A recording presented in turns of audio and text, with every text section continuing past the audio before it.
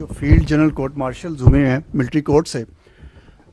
مختلف آراء، مختلف متضاد جو باتیں ہوتی رہیں ماضی میں کہ ان کے کورٹس میں کیس جانے چاہیے فوجی عدالتوں میں یا نہیں، لیکن بہرحال سپریم کورٹ کا جو فیصلہ آیا اس کی روشنی میں پہلے 25 اور اس کے بعد 60 لوگوں کو 9 مئی سے جو متعلقہ تھے ان کو فیصلے سنائے گئے ہیں، مجموعی طور پر 25 ہیں، 85 بن جاتے ہیں۔ کیا یہ سمجھا جائے، تصور کیا جائے کہ یہ جو 9 مئی کے معاملہ ہے ان سزاؤں کے بعد یہ اپنے منطقی انجام تک پہنچ چکا ہے؟ دیکھیں جی، 9 مئی کے بارے میں جو افواج پاکستان کا جو پوائنٹ آف ویو ہے وہ بڑا واضح ہے، غیر مبہم ہے اور مستقل ہے، اور وہ یہ ہے کہ 9 مئی افواج پاکستان کا مقدمہ نہیں، یہ عوام پاکستان کا مقدمہ ہے۔ یہ بات کلیئر ہونی چاہیے ہمیں، اس لیے کیونکہ اگر کوئی جتھا، کوئی مسلح گروہ، کوئی پرتشدد گروہ اس طریقے سے اپنی مرضی اور سوچ اور مسلط کرنا چاہے معاشرے پہ، اور اس طرز عمل کو قانون کے مطابق اور آئین کے مطابق نہ روکا جائے، تو آپ کے ہمارے اس معاشرے کو ہم کس طرف لے کے جائیں گے؟ جہاں تک آپ نے سزاؤں کا ذکر کیا، دیکھیں 2023 میں اعلیٰ عدلیہ کے فیصلے کی روح میں جو عمل تھا ملٹری کورٹس میں جن لوگوں کو ریفر کیا گیا تھا وہ منجمد کر دیا گیا۔ حال ہی میں جب یہ 7 رکنی بینچ نے اس کے اوپر فیصلہ دیا تو اس کی روشنی میں سزائیں سنانے کا عمل اب مکمل کیا جا چکا ہے، اور اس کے اندر مروجہ قانون کے تحت ثبوت اور شواہد کے مطابق اور تمام قانونی تقاضوں کو پورا کر کے وہ تمام لوگ جو 9 مئی کی ہنگامہ آرائی میں ملوث تھے اور جن کو قانون کے مطابق ملٹری کسٹڈی میں ریفر کیا گیا تھا ان کو سزائیں دینے کا عمل مکمل ہو چکا ہے، اور اس فیصلے سے یہ بڑا واضح پیغام جاتا ہے کہ اس طرح کے معاملات کی کوئی گنجائش نہیں ہے، اور مستقبل میں بھی کوئی اس طرح کے معاملات میں اگر انوالو ہوگا تو اس کو آئین اور قانون کے مطابق باصورت سزا ملے گی۔ جو آپ نے سوال کیا اس کی توسط سے میں یہ پوائنٹ ضرور کہنا چاہوں گا کہ یہ جو 9 مئی اس کے جو سزائیں ہیں اس سے جڑے، ملٹری کورٹ سے جڑے جو سول سپریمیسی اور لیک آف ٹرانسپیرنسی کا بیانیہ بنایا جا رہا ہے، اس کے لیے یہ جاننا ضروری ہے کہ جو پاکستان میں ملٹری کورٹس ہیں یہ آئین اور قوانین کے مطابق دہائیوں سے قائم ہیں اور عمل میں ہیں، اور یہ انصاف کے تمام تقاضوں کو بخوبی پورا کرتے ہیں، اور یہ کہ انٹرنیشنل کورٹ آف جسٹس جو ہے اس نے بھی ان کے اس پورے پروسیس کو انڈورس کیا ہوا ہے۔ آپ کو یہ معلوم ہونا چاہیے کہ ملٹری کورٹس میں جو ملزمان ہوتے ہیں ان کو اپنا وکیل کرنے،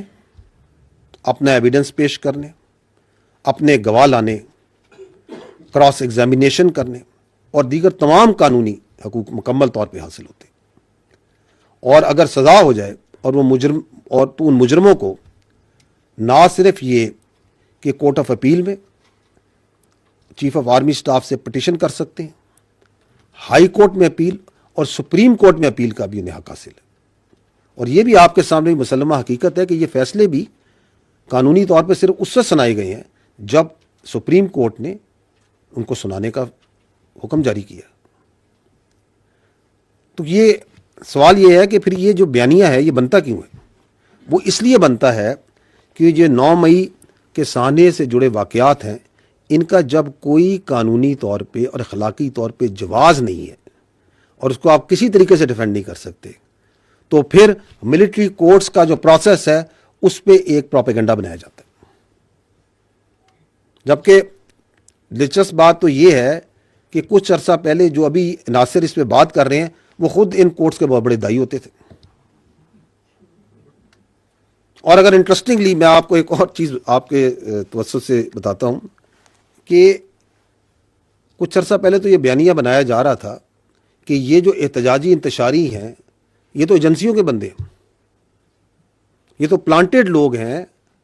اور یہ کسی بڑی گہری سازش کے تحت فوج نے خود حملے کروائے ہیں۔ False flag. तो चलें, अगर ये हमने अपनी एजेंसियों के बंदों को खुद अपने कानून के तहत सजाएं दे दी हैं तो इन इंतशारियों को तो खुश होना चाहिए। अब वो परेशान है, इसलिए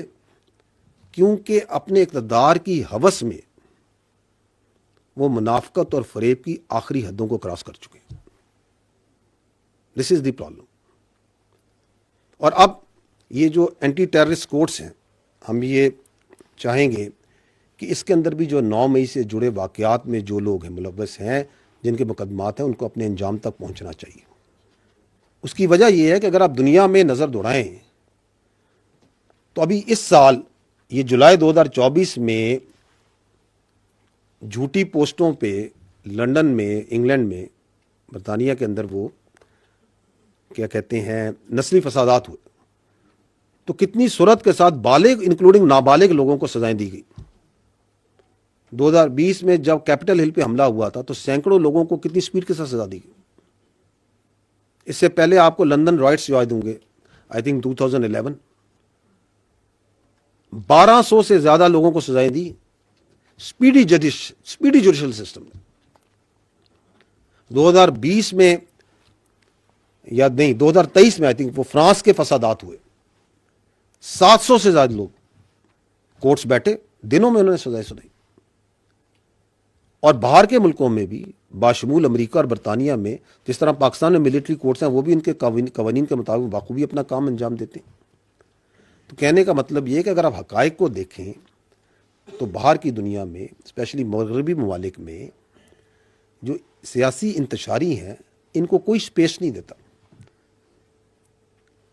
ना कि उनको स्पेस दें और बल्कि मजीद उनको इंतशार पर सियासत की इजाज़त दी जाए।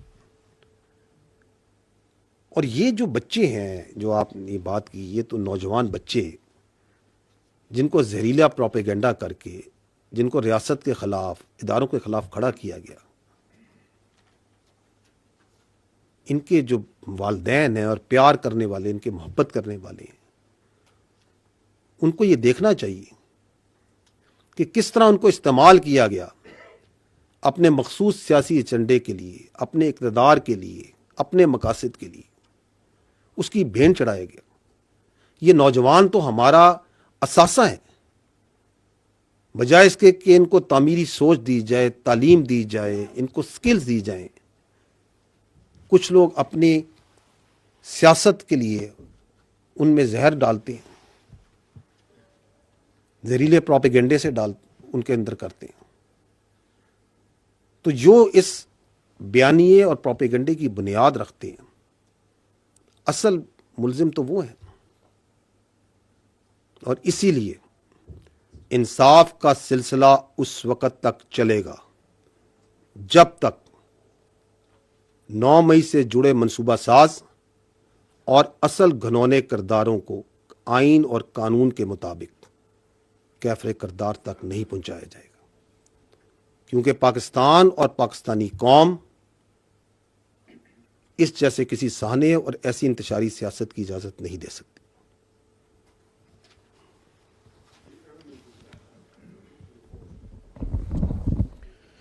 जनरल साहब, अहमद मंसूर 20 YouTube पर गूगली न्यूज देखने के लिए youtube.com की सर्च बार में गूगली न्यूज टीवी टाइप करें। गूगली न्यूज के पेज पर सुर्ख रंग के सब्सक्रिप्शन वाले बटन पर क्लिक करना ना भूलिए। YouTube पेज पर अपलोड होने वाली वीडियोस से बाखबर रहने के लिए बेल आइकन पर क्लिक कीजिए। आपको हर नई वीडियो के बारे में नोटिफिकेशन मौसूल हो जाएगा।